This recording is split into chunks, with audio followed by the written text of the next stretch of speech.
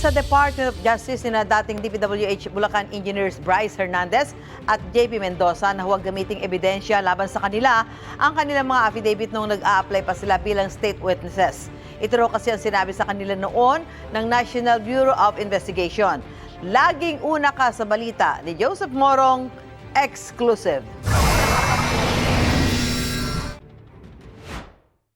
Sa kontra sa salaysay o counter-affidavit na isinumite ni na dating Bulacan 1st District Engineers Bryce Hernandez at JP Mendoza kaugnay ng preliminary investigation sa manumalyang flood control project sa Pandi, Bulacan. Hiniling nila sa Department of Justice na huwag gamitin bilang ebidensya ang kanilang mga sinumpaang salaysay na isinumite nila nung nag-a-apply sila para makapasok sa Witness Protection Program. Kabilang dito ang whistleblowers report na isinumite nila noong September 4, supplemental affidavit at panghukumang salaysay noong Oktubre.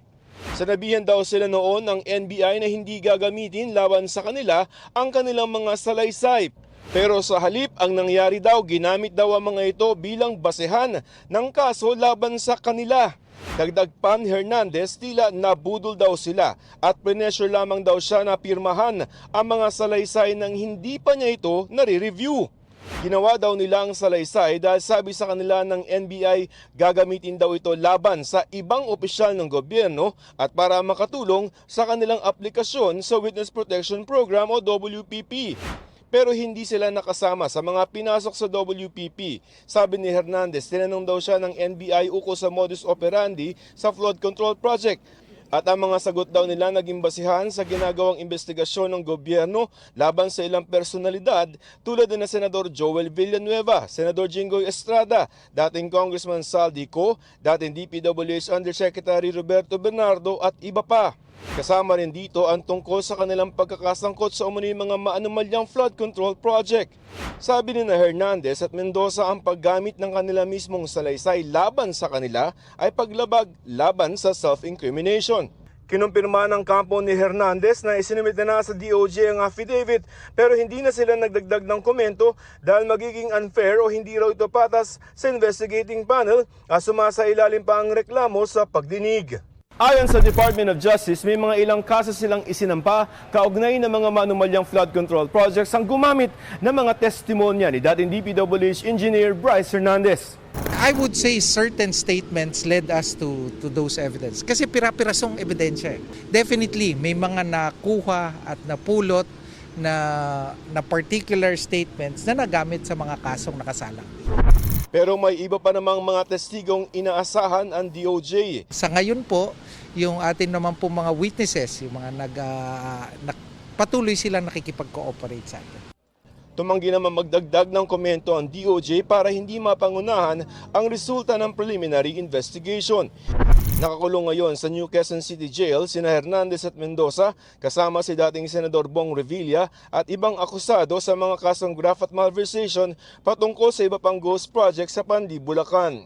Ito ang unang balita, Joseph Morong para sa GMA Integrated News.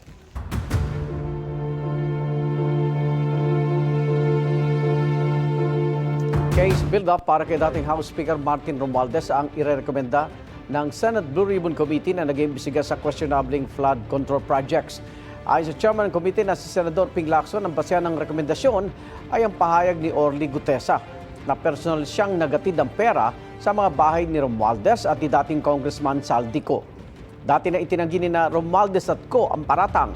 Paliwanag ni Lacson walang nag-corroborate o nag-validate sa mga sinabi ni Gutesa kaya case build-up ang rekomendasyon kay Romualdez imbis na preliminary investigation.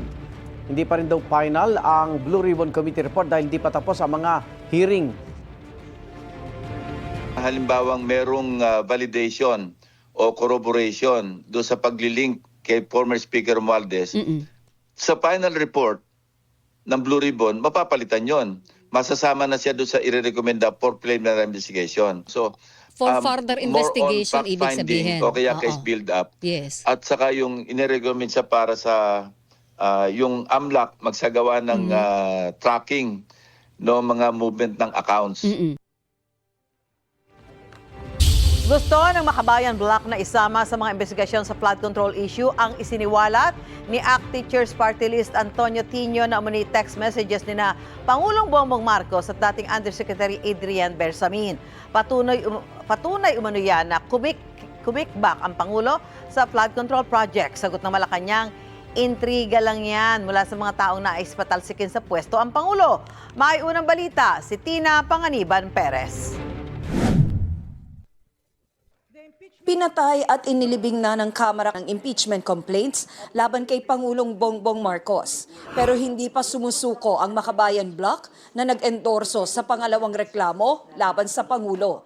Pinag-aaralan daw ng grupo kung paano pa magagamit bilang ebidensya laban sa Pangulo ang umano'y palitan nito ng text messages kay dating PLLO Undersecretary Adrian Bersamin noong nakaraang taon. Mga komunikasyon sa pagitan mismo ng Pangulo at saka ni Undersecretary Adrian Bersamin. Ang lumalabas talaga ay siya yung personal runner, ibig sabihin utusan, bagman, Bersamin. Complete na po ang 7.122 delivery sa akin. Tapusin ko po computation today.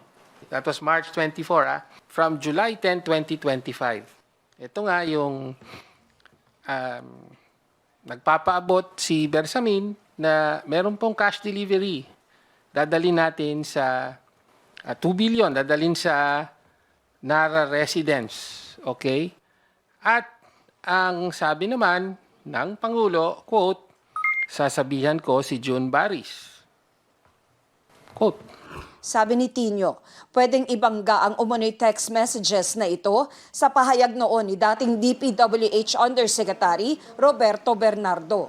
I-correlate natin ito dun sa salaysay naman ni Bernardo na in March, meron siyang kinomplete na mga deliveries including one delivery of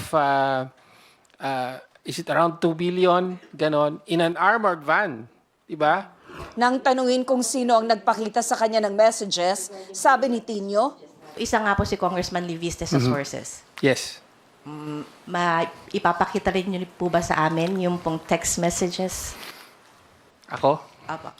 Well, you know, it's better that, for example, Congressman Liviste be the one. Bakit? Because he can explain the provenance of these records. Siya ang mas makakapagpaliwanag kung paano napasakamay sa niya ang mga records na ito. ayon pa kay Tino, alam rin daw ito ni Representative Egay Erice at iba pang kongresista. Sinisikap namin kumpirmahin ito kay Leviste. Ipinadala lang niya ang kanyang social media post na nagsasabing sa mga nagtatanong kung totoo bang may hawak siyang ebidensya, panoorin na lang daw ang mga pahayag ni na Representative Antonio Tino at Egay Erice. Sa isa namang text message, kinumpirma ni Erice na ipinakita nga ni Leviste ang sinasabing text messages ng Pangulo at ni Bersamin.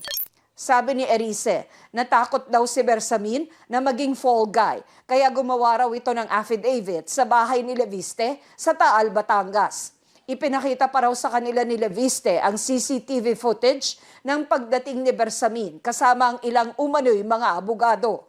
Nais ngayon ng Makabayan Bloc sa Kamara na maggamit ang mga ito sa mga investigasyon. Hinahamon natin ang Office of the Ombudsman, gayon din ang kapulungan na ito. Itong bagong developments na ito, seryoso at hindi dapat ipagsawalang bahala. In-explore po ng Makabayan, pinag-aaralan yung pag-file ng kaso laban sa mga opisyales na sangkot. Pero sabi ni Palace Press Officer Claire Castro, wala raw katotohanan ang mga ibinabato ngayon sa Pangulo. Hindi na raw bago ang mga intriga mula sa mga taong nais siyang patalsikin sa pwesto. Ito ang unang balita. Tina Panganiban Perez para sa GMA Integrated News. Iniikayat ng ilang senador ang Department of Foreign Affairs na umaksyon kaugnay sa mainit na sagutan ng Chinese Embassy at ilang opisyal ng Pilipinas kamakailan. Ayon naman sa DFA, dapat maging kalmado at profesional ang mga opisyal sa isa't isa. May unang balita si JP Soriano. Matagal nang inaasahan ng Vice Mayor ng Kalayaan, Palawan na si Maurice Philip Alexis Albayda na ibaban sila sa pagpunta sa China. Kasama si Albayda sa 16 na opisyal ng Bayan ng Kalayaan na ayon sa Chinese Embassy ay bawal pumuntang China, kabilang ang Hong Kong at Macau. Dahil yan sa mga ipinasang resolusyon ng Kalayaan noong 2023 at 2026 na idineklarang persona non grata ang Chinese ambassador. Wala rin naman po tayong balak na pumunta sa Hong Kong, Macau at China. Kung kami man po ang mapabilang po sa 16 na ipinagbabawal ng bansang China or sinabing unwelcome doon, ikinararangal po natin ito bilang mga Pilipino. Suportado ni Interior Secretary John Vic Rimulya ang mga lokal na opisyal ng Kalayaan. Pupunta rin daw si Rimulya sa Kalayaan at handa rin daw siyang maban ng China. Ang Malacanang hindi raw pwedeng makialam sa pulisiya ng China sa kanilang bansa. Pero di rin daw pwedeng makialam ang China sa pulisiya ng Pilipinas. Kung ano man po ang naging desisyon at polisiya ng China ay hindi naman po natin to saklaw. Katulad din po ng hindi nila dapat masaklawan kung ano po ang nagiging desisyon ng administrasyon na ito. Sabi rin ng DFA, bagamat nakasalalay sa China kung sino ang papapasukin sa kanilang bansa, hindi raw nakatutulong ang mga ganitong pulisiya sa ugnayan ng China at Pilipinas. Inalmahan ni Senate President Tito Soto ang pahayag na tagapagsalita ng Chinese Embassy na political stunt umano ang Senate Resolution 256. Inadopt kamakailan ng Senado ang resolusyong kumukondena sa mga sinabi ng Chinese Embassy officials laban sa mga opisyal ng Pilipinas na nagtatanggol ng karapatan ng bansa sa West Philippine Sea. Si Senador Kiko Pangilinan tinawag na undiplomatic at walang modo ang sagot ng Chinese Embassy. Patunay anya ito na bully ang China. Dapat daw umaksyon ang DFA. Paglabag din daw ang pahayag ng Chinese Embassy spokesperson sa Vienna Convention on Diplomatic Relations. Bagay na ipinunto rin ni Senate Committee on Foreign Relations Chairman Erwin Tulfo. Siguro kailangan nilang balikan yung Vienna Convention of 1961 na if you are a visitor here, a diplomat, dapat po respetuhin yung mga batas ng host country. Walang pwedeng magsabi sa atin na bansa na bawal tayo magpahayag na nararamdaman natin, bawal tayo magsalita. Ayon naman sa DFA, dapat kalmado at profesional ang sagot ng mga embahada sa isa't isa. Mensahe nila sa Chinese Embassy. We urge the Chinese Embassy to be constructive in its statements towards a healthy dialogue despite major differences with a view to advance the overall bilateral relationship. Kung may kalayaan po ang China sa kanilang pamamahayag, ganun din naman po ang sino man na Pilipino at kung ano man din po ang inihayag ng Senado. At muli, uulitin po natin ang posisyon ng Pangulo patungkol po sa relasyon sa China. Firm but diplomatic po. Ito ang unang balita. JP Soriano para sa GMA Integrated News. Mga kapuso, tumutok lang po sa mga ulat ng unang balita para laging una ka. Mag-subscribe na sa GMA Integrated News sa YouTube.